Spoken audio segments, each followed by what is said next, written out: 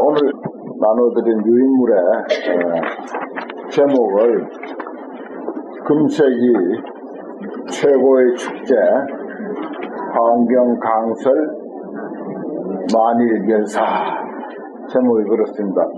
우리가 지금 겁도 없이 80구이나 되는 거대한 환경, 이 천하에 제일 가는 경전, 이 천하에서 또 어떤 그 서적보다도 양이 제일 많고 또 내용이 가장 풍부하고 또 그 이치가 가장 심오하고 그래서 서양 사람들이 환경을 공부하고는 그런 말을 했습니다. 부처님의 깨달음은 인류사에 있어서 가장 큰 사건이다. 그리고 그 깨달음의 내용을 고스란히 담아놓은 이 환경은 인류가 남긴 최대의 걸작이다 그랬어요. 인류가 남긴 최대의 걸작품이다. 환경을 그렇게 보았습니다. 그건 이제 이쪽 불교 국가에서 하는 소리가 아니라 서양 사람들이 신학이라든지 서양 철학 온갖 것을 다 아는 사람들이 다시 이제 동양의 불교의 환경을 보고는 그렇게 판독을 했습니다. 인류가 남긴 최대의 걸작이다.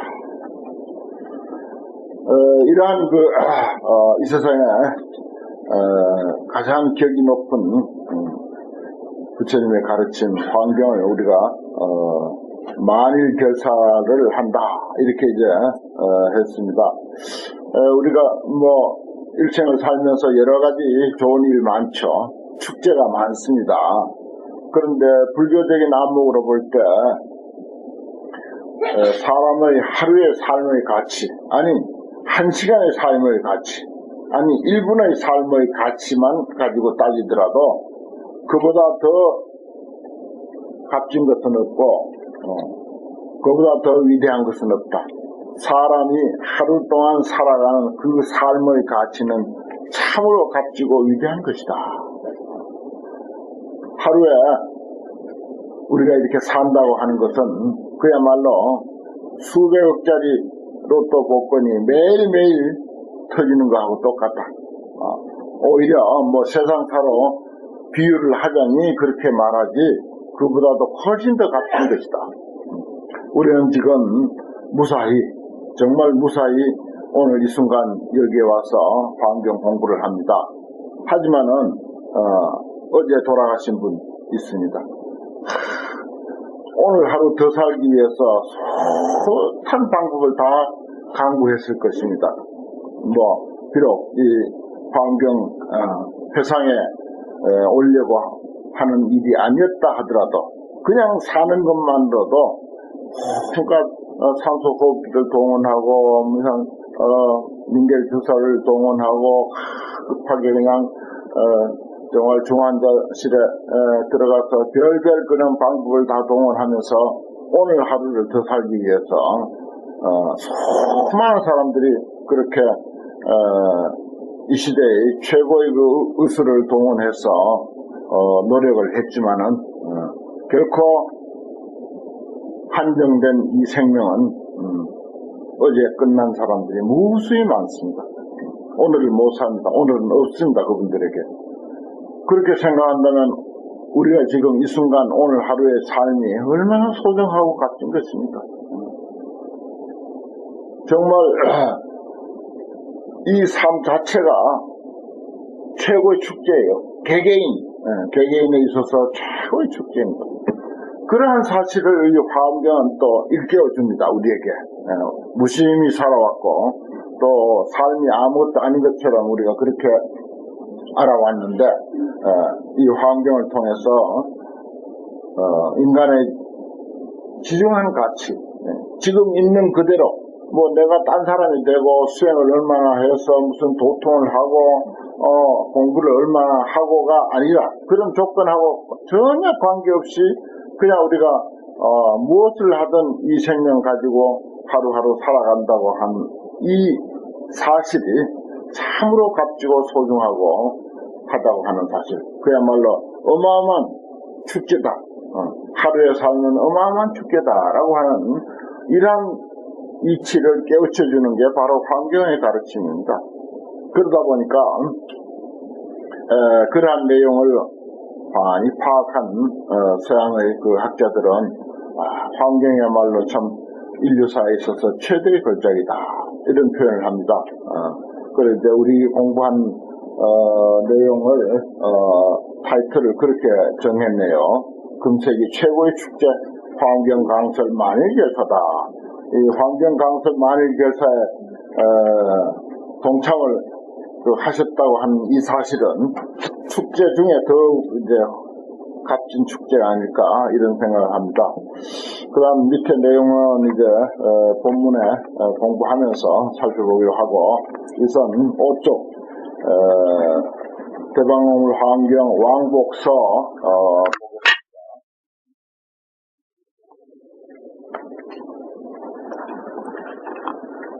이 왕복서는 말씀드렸듯이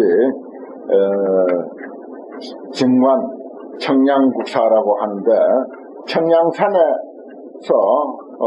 환경을 공부하셨다고 해서 그래서 국사까지 됐었죠. 그런데 우리나라의 오대산을 청량산 그렇게 합니다.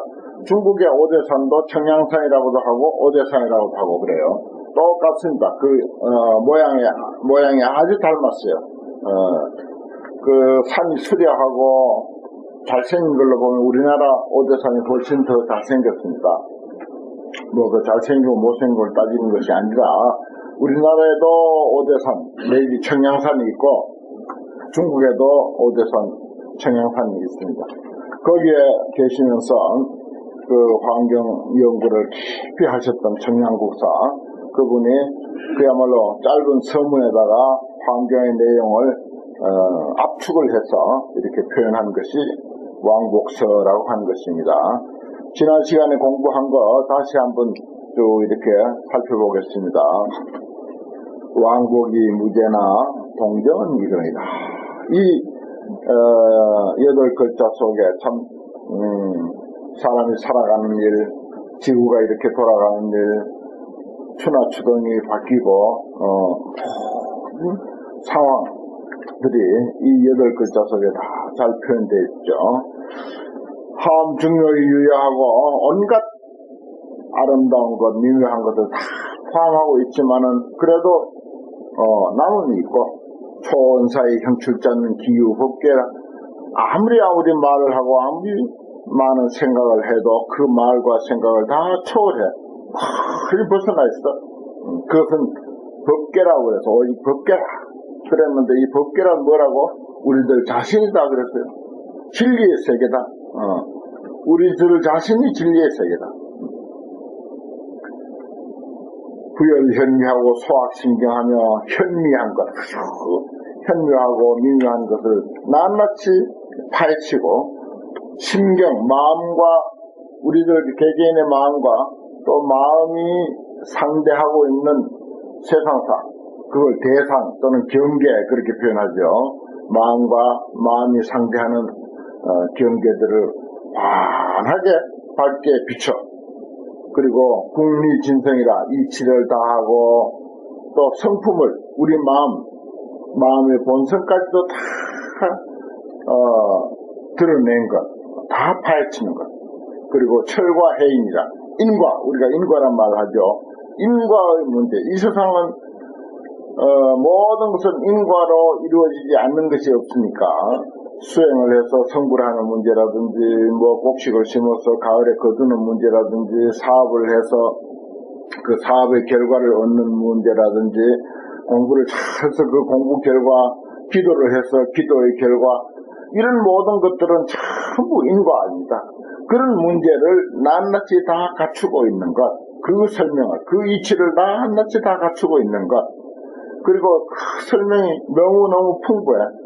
왕량충리라 깊고 넓고 태평양 바다가 넘실대는 것과 같이 그런 그 풍부한 내용을 지니고 있는 것, 그래, 광대실비, 넓고 커서, 뭐, 어떤 내용이든지 다 갖추고 있다. 실비.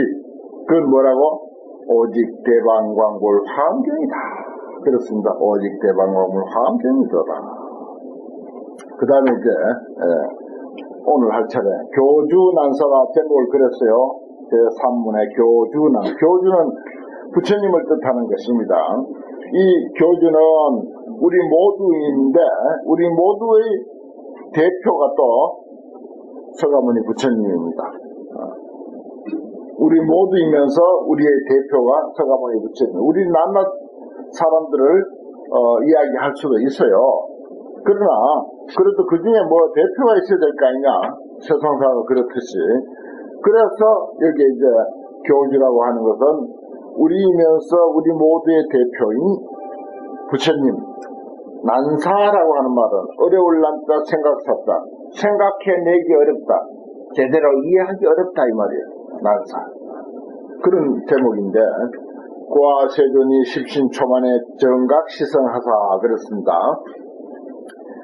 법계라고 하는 내용이 그렇고 화엄경이라고 하는 내용이 그렇다. 그러므로 우리 세존께서 십신초만에 10가지 몸을 처음 만족하네 그랬어요. 이거는 결과가 만족하다. 우리 개개인의 어떤 그 결과적인 입장으로 갖추어진 입장으로 볼 때 그것은 10가지 몸이다. 10가지 몸이 다 갖춰졌을 때 정각시성이라 정각을 바른 깨달음을 비로소 이룬다 그랬어요. 그 인물의 십신을 한번 보겠습니다.